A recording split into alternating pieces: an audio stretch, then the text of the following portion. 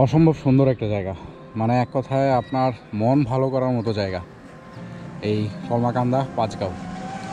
সবুজে সমারোহে দাঁড়িয়ে থাকা পাহাড়গুলো শুধু সৌন্দর্যেই নয়, বিশালতায়ও অনন্য।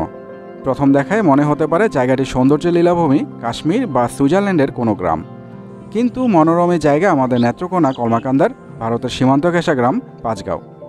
এই ভিডিওতে থাকছে পাঁচগাঁও থেকে লেঙ্গুরা পর্যন্ত প্রত্যেকটি ট্যুরিস্ট স্পটে কিভাবে আসবেন, কোথায় থাকবেন, কেমন খরচ হবে, সব কিছুর A to Z বিবরণ।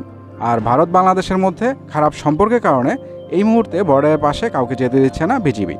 পুরো ভিডিও দেখলেই বুঝতে পারবেন এই মুহূর্তে কলমাকান্দা আসা ঠিক হবে কিনা। আর যারা আমার চ্যানেলে নতুন অবশ্যই সাবস্ক্রাইব করে দিবেন, কারণ আপনাদের এই সাপোর্ট আমাকে আরও উৎসাহিত করবে নতুন নতুন জায়গা আপনাদের সামনে তুলে ধরার জন্য।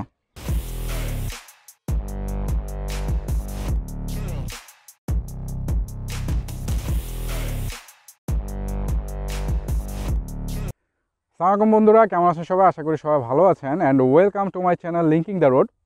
আমি এই মুহূর্তে আছি কলমাকান্দার পাঁচগাঁওয়ে। আমার সামনেই দেখতেছেন ইন্ডিয়ার পাহাড়গুলো। যদিও কলমাকান্দা আসা পর্যন্ত, মানে পাবনা থেকে কলমাকান্দা আসা পর্যন্ত রাইডটা খুব একটা সুখময় ছিল না। আমরা রাত 8:40 রওনা দিছি পাবনা থেকে, এখন বাজে 5:30।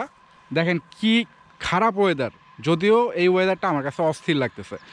আমরা যখন রওনা দিছি 8:40, ঠিক তখন থেকেই সেম ওয়েদার ছিল, আর এখন পর্যন্ত সেম ওয়েদারের মধ্যেই আমরা এত দূর আসছি। সকালে কিছুটা ভিজিবিলিটি থাকলেও রাতে কিন্তু একবারে কিছুই দেখা যায় নাই। প্রায় 11 ঘন্টা টানা বাইক জার্নির পরে আমরা পৌঁছাই এই কলমাকান্দা। তবে আপনারা চাইলে ট্রেনে বা ডিরেক্ট বাসে করেও আসতে পারেন কলমাকান্দা। ট্রেনে আসলে নেত্রকোনা স্টেশনে নেমে যেতে হবে, দেন লোকাল বাস, সিএনজি বা বাইকে করে কলমাকান্দা চলে আসতে পারেন। আর যদি বাইকে আসেন তাহলে সময় অনেক কম লাগবে। আর বাসে আসলে কলমাকান্দা পর্যন্ত ঢাকা মহাখালী থেকে অনেক ডিরেক্ট বাস পেয়ে যাবেন। যদিও এই জায়গায় আসার পরে আমরা সারা রাতে যতটুকু কষ্টই পাইছি রাইডিংয়ের সময়, সবগুলো কিন্তু এক নিমিষে ভুলে গেছি একবারে। আমরা কলমাকান্দা থেকে পাঁচগাঁওয়ের দিকে রওনা দিলাম। সকালে পৌঁছানোর পরে আমরা প্রায় 4 ঘন্টা ঘুমাইছি রাসেল নামে একটা গেস্ট হাউসে, যেখানে আপনার পার নাইট পড়বে 800 টাকা।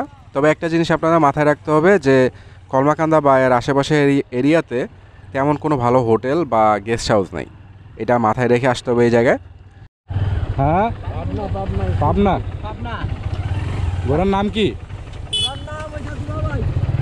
কি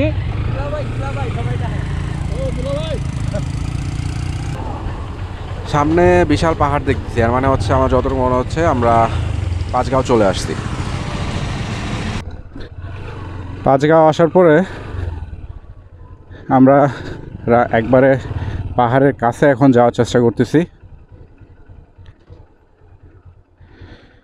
যদিও বাইকের জন্য রাস্তাটা তেমন একটা সুইটেবল না।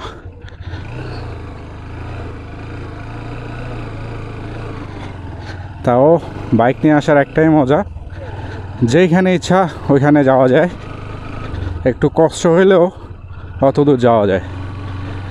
এই যে দেখলেই মনে হচ্ছে একটা টুরিস্ট প্লেস অলরেডি।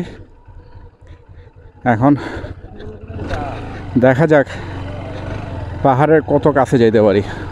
আমি এই মুহূর্তে আছি চন্দ্রডিঙ্গা পাহাড়ের সামনে। তবে বাংলাদেশ আর ইন্ডিয়ার মধ্যে ঝামেলার কারণে এখন আর পাহাড়ের কাছে যেতেই দিতেছে না। সামনে বিজিবি নতুন বোর্ড টাঙ্গাই রাখছে, দেখে মনে হইতেছে একবার নতুন লাগাইছে, সাবধান, সামনে সীমান্তবর্তী এলাকা। এইদিকে খুব সম্ভবত প্রাচীন বটগাছটাও আছে, তবে দুঃখের বিষয়ে আমরা এবার যেতে পারতেছি না ওই পর্যন্ত। নেত্রকোনা জেলার সীমান্তবর্তী কলমাকান্দা উপজেলার পাহাড়ি সৌন্দর্যে ঘেরা একটি এলাকা হলো পাঁচগাঁও। অনেকে বলে এখান থেকে নাকি গারো পাহাড়ের শুরু। স্থানীয়রা একে পাঁচগাঁও টিলা বা কলমাকান্দা পাহাড় বলে চিনলেও শত শত বছর পূর্বে চাঁদ সওদাগরের ডুবে যাওয়া নৌকার নাম ধরে একে চন্দ্রডিঙ্গা পাহাড়ও বলা হয়। পাহাড়ের আকৃতি নাকি অনেকটাই নৌকার মতো। তবে পাহাড়ের নাম যাই হোক, পাহাড়ের সৌন্দর্য সবাইকে মুগ্ধ করবেই। পাহাড় যেন চিরসবুজ, বৈচিত্র্যময়। পাহাড়ের নান্দনিক এই পরিবেশ দেশের অন্য যে কোনো পরিবেশের চেয়ে আলাদা। চন্দ্রডিঙ্গা পাহাড়ে ঘোরা শেষ হলে আপনারা এই জায়গা থেকে ইন্ডিয়ান বর্ডার ক্রস অনেক প্রোডাক্ট পেয়ে যাবেন, যেমন চকলেট, সাবান, পারফিউম, অনেক কিছুই নিজের প্রিয়জনদের জন্য কিনে নিতে পারবেন অনেক কম খরচে। এটা কি চকলেট? কত এটা? হ্যাঁ, 20 টাকা। কি অবস্থা বেচা কিনার দোকানদার সাহেব? এটা 120 টাকা আর এটা 50 টাকা। ইন্ডিয়ান পণ্য কিনে হন জন্য। ইন্ডিয়ান পণ্য কিনে হন জন্য না। 110 এগুলো সব 20 টাকা করে। আর এটা কত 90 এটা 100 টাকা। একবারে পাহাড়ের কাছে চলে আসছি, গ্রামের ভিতরের রাস্তা দিয়ে বাইক দিয়ে একবারে পাহাড়ের কাছ পর্যন্ত চলে আসছি। এই যে সুউচ্চ পাহাড়গুলো দেখতেছেন, এগুলো কিন্তু একটাও আমাদের না, মানে বাংলাদেশের না। পাহাড়ের একবারে পাদদেশে যেই জায়গাটুকু আছে ঠিক এই পর্যন্তই বর্ডার। একটা পাহাড়ও ইন্ডিয়া আমাদের দেয় নাই, বাংলাদেশকে দেয় নাই। আর ওইদিকে খুব সম্ভবত ভারতের ক্যাম্প। দূরে দেখতে পাচ্ছেন পাহাড়ের একবারে কোল ঘেঁষে বাঙালিরা কাজ করতেছে। আমার যতটুকু মনে হচ্ছে, আপনারা যদি এই জায়গায় বর্ষাকালে আসেন, যখন পুরা মাঠ সবুজে ভরা থাকবে, তখন এই জায়গাটাকে একবারে স্বর্গের মতো লাগবে।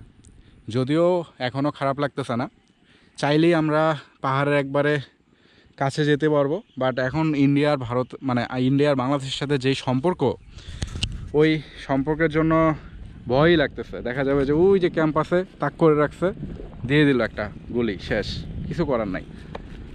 তবে যতটুকু পারছি একবারে কাছে চলে আসছি। আর যাওয়াটা ঠিকও হবে না, এদিকে প্রচুর বাড়িও আছে, একবারে পাহাড়ের পাশেই বাড়ি, এখানেও বাড়ি আছে একবার কোল ঘেঁষে পাহাড়ের। অসম্ভব সুন্দর একটা জায়গা, মানে এক কথায় আপনার মন ভালো করার মতো জায়গা এই কলমাকান্দা পাঁচগাঁও।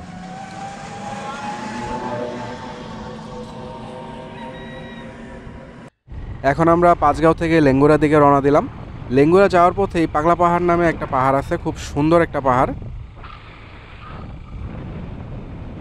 দেখি ওইটাতে ওঠার চেষ্টা করব। তাহলে চলেন আমাদের নেক্সট ডেস্টিনেশনে।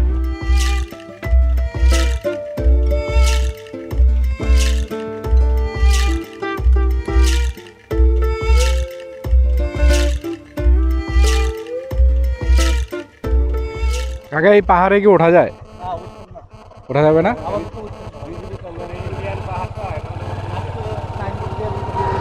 হ্যাঁ,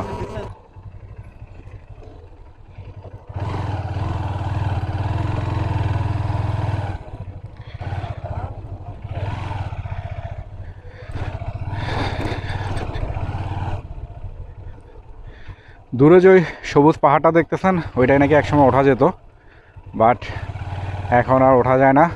বাংলাদেশ আর ইন্ডিয়ার সাথে যে এখন খারাপ সম্পর্ক, ওই খারাপ সম্পর্কের জন্য নাকি ওইটাই আর এখন ওঠা যায় না। যদিও ওইটা ইন্ডিয়ার, বাট বাংলাদেশিরা উঠতে পারতো ওই পাহাড়ে। পুরা স্বর্গের মতো লাগতেছে এই জায়গাটা। কথায় আছে, পাহাড়ের উপর থেকে পাহাড়ের সৌন্দর্য বিলাসিতা উপভোগ করা যায় না। পাহাড়ের সৌন্দর্য বিলাসিতা একমাত্র সমতল ভূমি থেকেই উপভোগ করা যায়। বাংলাদেশ ভারতের খারাপ সম্পর্কের কারণে আগে এইসব পাহাড়ে বাঙালি উঠতে পারলেও এখন আর ধারে কাছেও যেতে পারে না। তাই সবাই দূর থেকে এর স্বাদ উপভোগ করতেছে। আশা করা যায় খুব শীঘ্রই ইন্ডিয়া বাংলাদেশের সম্পর্ক ঠিক হয়ে যাবে, আমরাও আবার পাহাড়ের আসল স্বাদটা নিতে পারবো। আমরা অনেকক্ষণ ঘোরাঘুরি করলাম, ঘোরাঘুরি করে লেঙ্গুরা বাজারে চলে আসছি অলরেডি। প্রচণ্ড ক্ষুধা পাইছে, আগে একটা কোনো রেস্টুরেন্ট খুঁজতে হবে, খুঁজে খাইতে হবে আগে।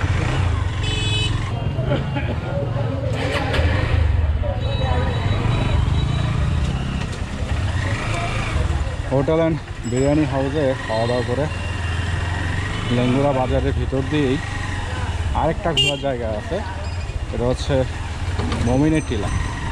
মমিনের টিলার পরে আরেকটা আছে হচ্ছে সাত শহীদের মাজার। আমরা এখন আপাতত মমিনের টিলার দিকে যাচ্ছি, দেখি এরপরে ভালো লাগলে সাত শহীদের মাজারের দিকেও যাব।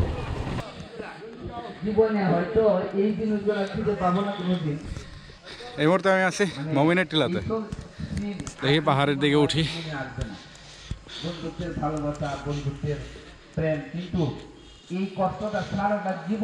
পুরা খারাপ পাহাড় একটা, তবে ভালো যে সিঁড়ি করে রাখছে। আমি আসতে পারি নাই, আমার এত কাজ, আমি যে সকালে যে আসবো একটা সময় যে ঘুম যে ভাঙছে, আমার স্যারে বলছে এদিকে পিকনিক করতেছে কয়েকজন, খুব সম্ভবত এটা একটা ফেমাস পিকনিক স্পট। আমি আমার জীবনে এই যে জানালাটা মিস করলাম, তার জন্য এখনো মনটা আমার খুব মানে জায়গাটায় খাগড়াছড়ি রাঙামাটির একটা ভাব আছে। বিশাল বড় পাহাড়, এই পাহাড়টা মনে হয় ইন্ডিয়া নিতে পারে নাই। ওইদিকে আরও উপরে যাওয়া যাবে, কিন্তু সন্ধ্যা হয়ে গেছে অলরেডি। এখন যাওয়া যাবে কি না মা আব্বাইকে জিজ্ঞেস করে নেই, যদি যায় তো যাব। ব্রো ওইদিকে উঠবেন? আসলে সন্ধ্যা হওয়ার কারণে জায়গাটা একটা ভৌতিক রূপ নিয়ে আছে, মনে হচ্ছে যাওয়াটা ঠিক হবে না অত দূর। তবে অনেক দূর পর্যন্ত চলে গেছে, চারপাশে বেশ কয়েকটা পাহাড় আছে। ওহ, উপরে উঠতে উঠতে একবারে হাফসাই গেছি।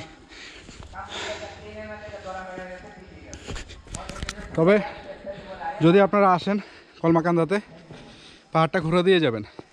মানে আমরা তো বেশিরভাগই বাংলাদেশের বর্ডারে দাঁড়াই থেকে ইন্ডিয়ার পাহাড় দেখি, আর এই জায়গায় আসলে আমাদের নিজস্ব পাহাড়ে উঠতে পারবেন, এই আর কি।